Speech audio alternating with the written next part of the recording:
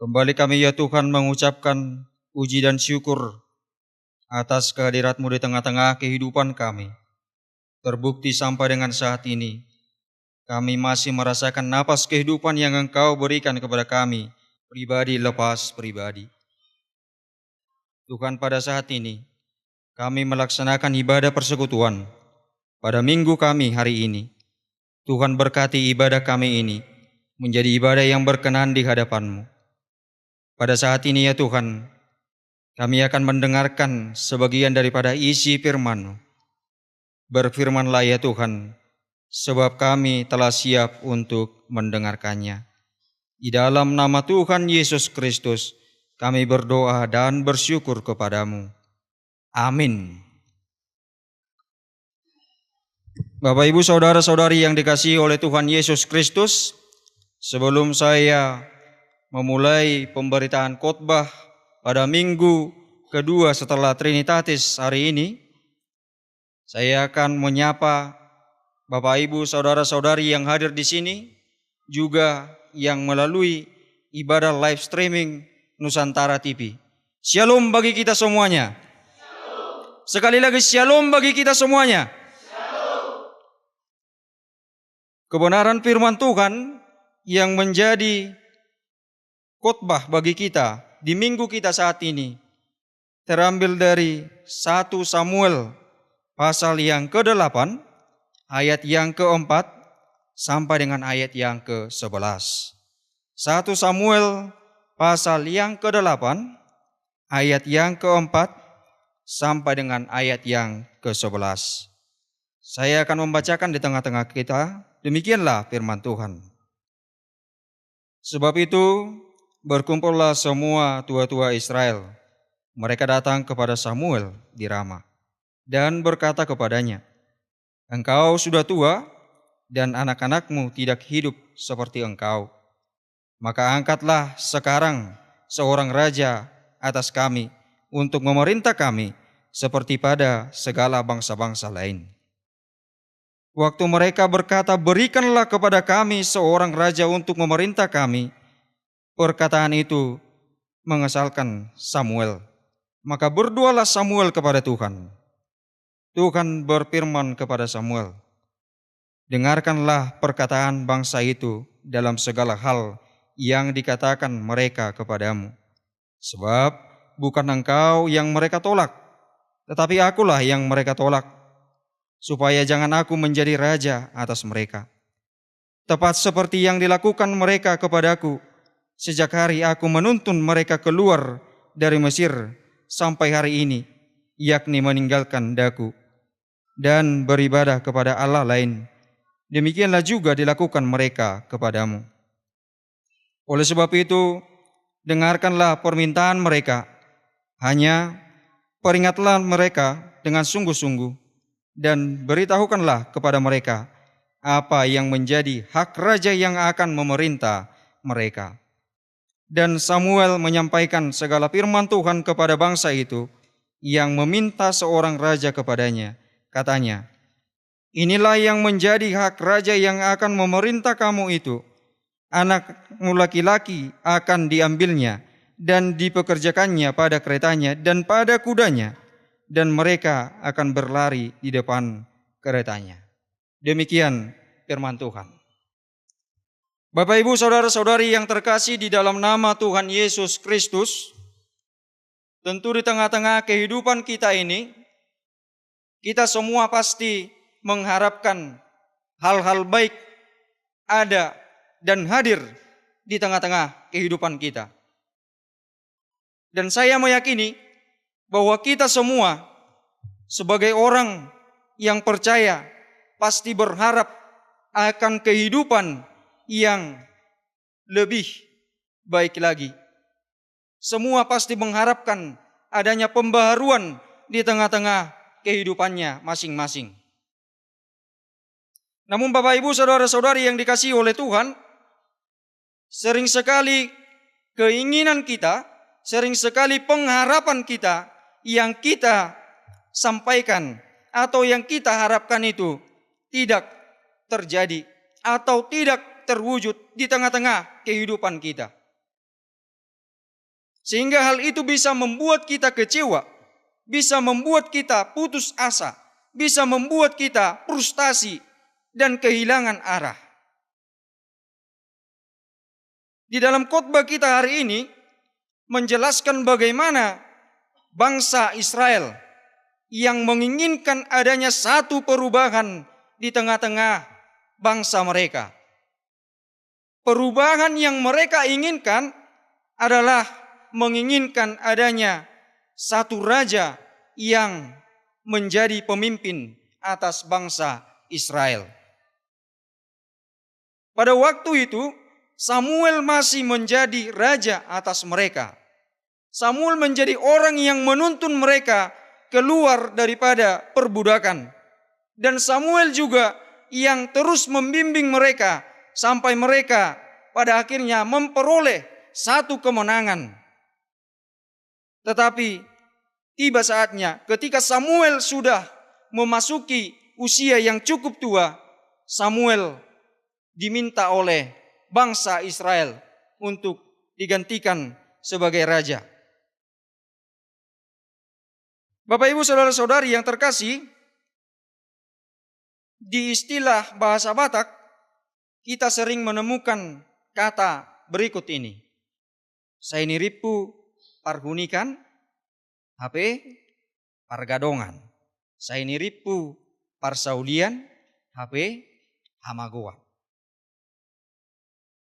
Perkataan ini bermaksud bahwa ketika pun kita menginginkan yang namanya suatu keuntungan, ketika kita menginginkan yang namanya suatu pembaharuan atas hidup kita yang dapat memberikan laba di tengah-tengah kehidupan kita, tetapi bisa saja itu menjadi berbalik dari apa yang kita harapkan. Bisa saja pengharapan kita akan kehidupan yang lebih baik bisa menjadi mengarah kepada hal yang buruk karena kita terlalu memaksakan kehendak kita. Demikian halnya di dalam 1 Samuel 8 ayat 4 sampai ayat yang ke-11. Kita melihat bagaimana bangsa Israel selalu berseru, selalu mengatakan bahwa mereka harus dipimpin oleh seorang raja yang muda dan yang mampu membawa mereka keluar dari kesengsaraan. Oleh sebab itu di ayat 4 kita bisa melihat bagaimana bangsa itu selalu menyerukan, karena engkau sudah tua, maka angkatlah sekarang seorang raja atas kami yang memerintah kami. Tetapi Bapak Ibu saudara-saudari yang terkasih di dalam nama Tuhan Yesus Kristus, bukan hanya karena Samuel yang sudah tua, bukan hanya karena Samuel tidak bisa memimpin bangsa itu kembali ke kejayaannya, tetapi ada satu hal lain yang membuat mengapa bangsa Israel ingin sekali Samuel digantikan sebagai seorang raja atas mereka. Alasannya adalah supaya mereka menjadi sama seperti bangsa-bangsa yang lain. Karena bangsa-bangsa yang lain kita bisa melihat mereka dipimpin oleh seorang raja yang berasal daripada bangsa itu sendiri. Tetapi pada kenyataannya ketika Samuel menjadi pemimpin bangsa Israel, kita mampu melihat ada pembaharuan. Mereka yang berasal dari tanah perbudakan bisa keluar oleh karena tuntunan Samuel dan karena pertolongan Tuhan. Tetapi pada saat ini mereka lupa akan hal itu karena Samuel telah memasuki usia yang tua. Karena Samuel sudah tua, dia mencoba mengangkat kedua anaknya, yakni Yoel dan Abia. Samuel mencoba mengangkat Yoel dan Abia menjadi seorang hakim atas bangsa Israel. Namun Bapak Ibu saudara-saudari yang terkasih, apa yang terjadi setelah Samuel mengangkat Yoel dan Abia menjadi seorang raja dan seorang hakim atas bangsa Israel?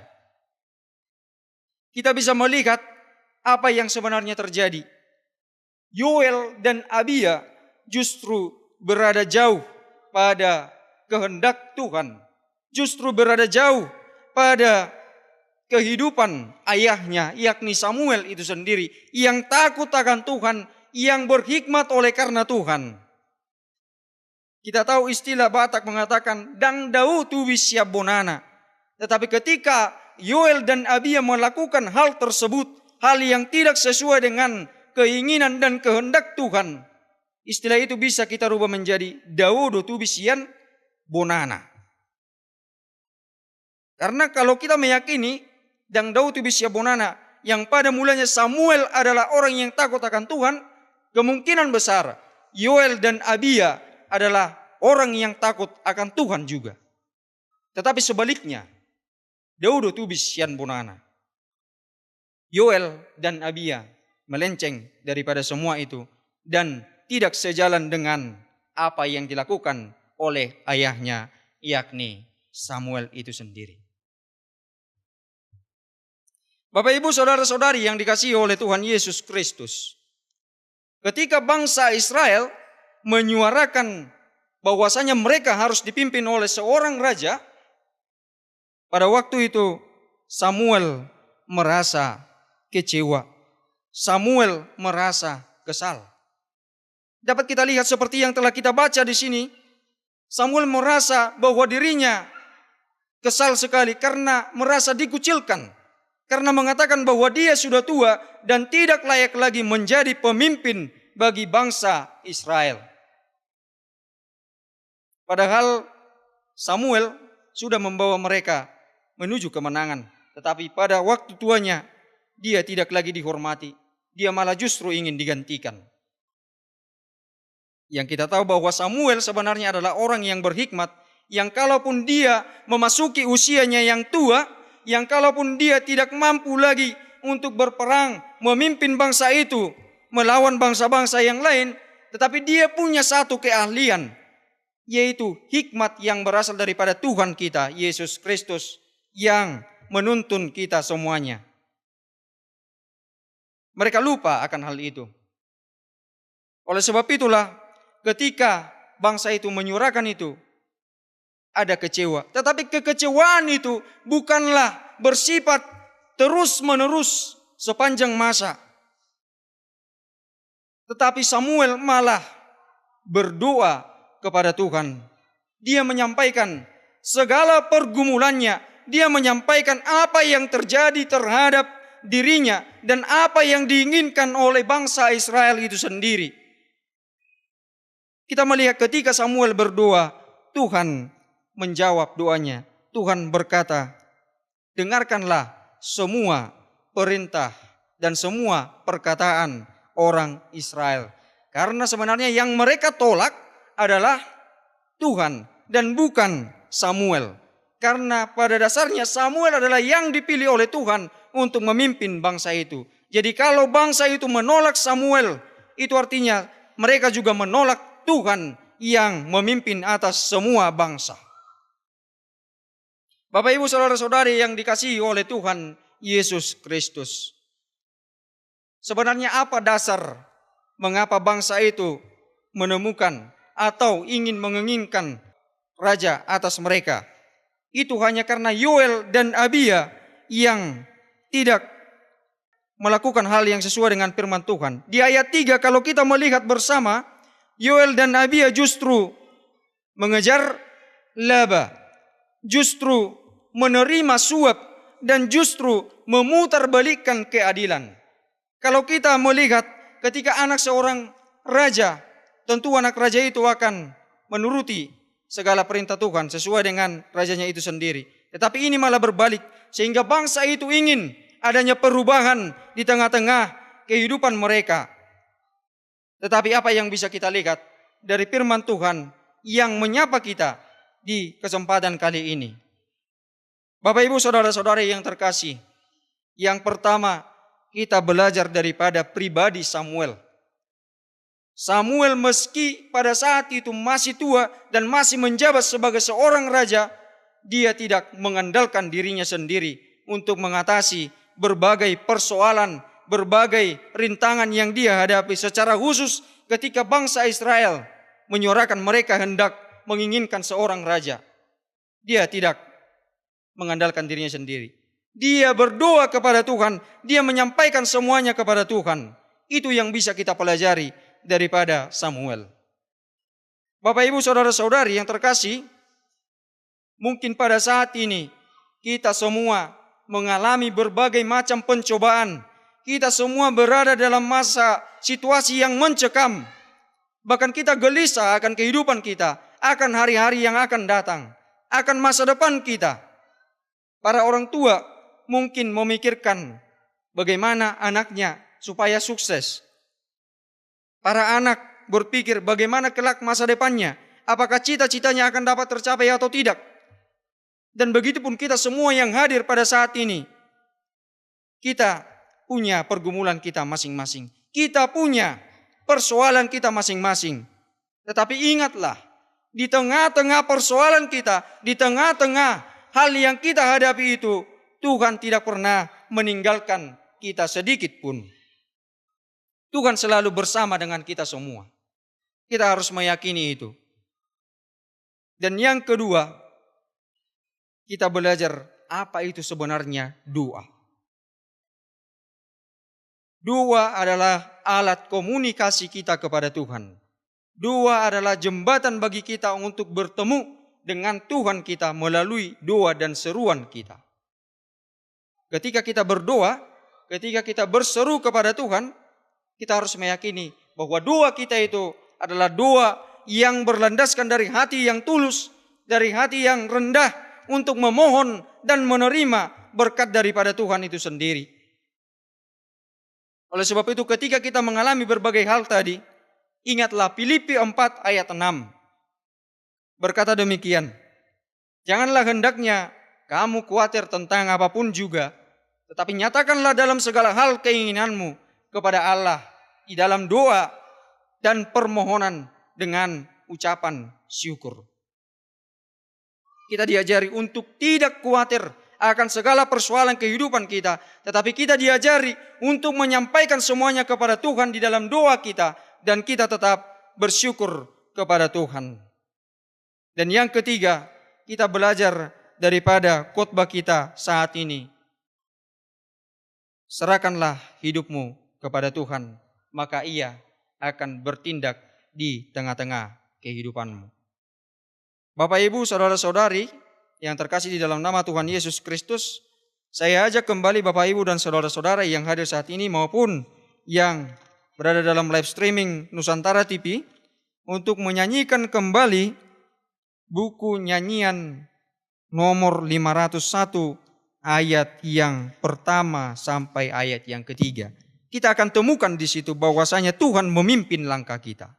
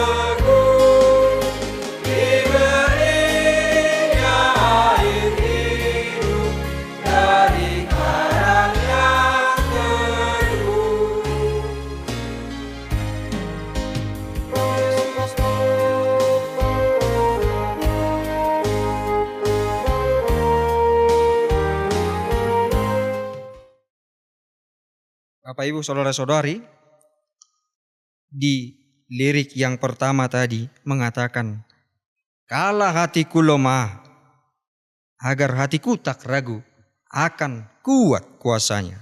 Di bait yang kedua kita menemukan, kala kita letih lesu, Dia menopang langkah kita semuanya. Seperti topik minggu kita hari ini, Allah menguatkan hamba-Nya, maka kita harus yakin kita sudah ditopang, kita dikuatkan oleh Tuhan di dalam menghadapi segala situasi kehidupan kita. Maka tidak ada lagi yang namanya kekhawatiran atas hidup kita. Tetapi yang ada adalah kepercayaan kepada rancangan Tuhan, yakni rancangan damai sejahtera dan bukan rancangan kecelakaan. Amin. Kita berdoa. Ya Tuhan Yesus Kristus, terima kasih untuk segala hal baik yang Tuhan limpahkan di tengah-tengah kehidupan kami. Sampai dengan saat ini Tuhan, kami boleh merasa bahwa kami kuat, bahwa kami ditopang oleh-Mu yang kudus itu. Tuhan, pada saat ini, kami seluruh jemaat-Mu yang ada di gereja-Mu ini, maupun yang hadir melalui live streaming di ibadah yang dilaksanakan oleh Nusantara TV. Tuhan berkati kami semuanya. Tuhan melimpahkan berkat-Mu. Tuhan yang menuntun kami di tengah-tengah kehidupan kami sehari-hari. Kami tahu ya Tuhan, bahwa kami adalah yang lemah dan tidak berdaya tanpa pertolongan-Mu. Maka kami memohon Tuhan untuk menuntun kami di setiap perjalanan hidup kami. Pada saat ini Tuhan, kami menyerahkan seluruh jemaat-Mu yang ada di gereja ini. Tuhan memberkati dari anak-anak sampai dengan yang lansia. Tuhan berikan kesehatan, berikan juga sukacita untuk mereka semua. Berkati segala hal yang kami pergumulkan, berkati segala hal yang kami inginkan, supaya semuanya itu bisa terwujud oleh karena kehendak-Mu saja. Mungkin pada saat ini ya Tuhan, kami merasakan kebimbangan, kami merasakan kegelisahan, dan kami takut akan kehidupan kami di hari-hari yang akan datang. Tetapi kami percaya penuh bahwa Engkau adalah yang menyertai kami, maka kami percaya akan penyertaan-Mu itu. Tuhan, kami serahkan jemaat-Mu yang mungkin dalam keadaan sakit. Tuhan kuatkan, Tuhan topang, berkati obat yang mereka makan, supaya membuat jemaat-Mu itu menjadi pulih kembali. Jikalau ada yang merindukan pekerjaan, bahkan merindukan cita-cita mereka yang akan mereka tuju, Tuhanlah yang mewujudkan seturut dengan kehendak-Mu. Tuhan, kami persembahkan hidup kami, dan kami memberikan hidup kami sepenuhnya ke dalam tangan pengasihan-Mu. Biarlah Engkau yang memberkati dan menaungi kami. Banyak dosa dan kesalahan kami ya Tuhan. Ampunilah kami akan dosa dan kesalahan kami, supaya kami layak di hadapan-Mu. Dan curahkanlah Roh Kudus-Mu kepada kami, supaya kami tetap berjalan di jalan kehendak-Mu. Di dalam nama Yesus Kristus Tuhan kami berdoa dan bersyukur kepada-Mu. Terima doa kami ini, dan jadilah seturut dengan kehendak-Mu. Amin.